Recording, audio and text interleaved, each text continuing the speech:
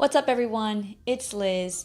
Today, I'm going to show you how to quickly undo a bank reconciliation. So let's say that you decided you wanted to go back and clean a few things up or just redo a bank rec. It's really easy to do and I'm going to walk you through this quickly. So let's get started.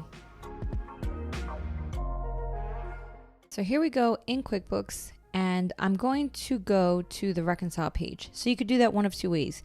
You can click on the gear and click reconcile here, or you can go under transactions and then click reconcile right here. Now from here, you're going to select the bank account that you want to undo the bank rec for. And once you select it, you're going to click right here where it says history by account. So from here, you're going to see all of the bank reconciliations. Now I want to point out one thing. If I scroll over, you're going to see this little drop down and it's going to give you the option to undo. You want to be careful with this. Make sure that you choose the one that you want to undo. Let's say I went all the way down to this one. This is my January bank reconciliation. If I were to hit batch undo, it's going to undo all of the bank recs from January to June. So make sure that you pay attention to which one you want to do.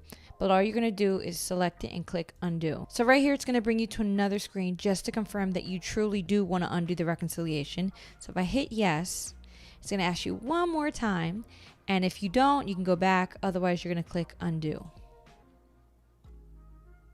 And that's it. And as you can see, the bank reconciliation is undone. Now, if you didn't see the screen, let's say you clicked on this and you didn't see the undo button, I'm going to tell you why. It's because you don't have account access. So to fix that, the user admin for QuickBooks has to add you, and this is how they do that.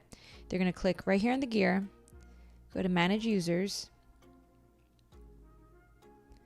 Now, instead of being a user, they're going to have to add you as an accountant on this side. So all they would do is add your information and invite you.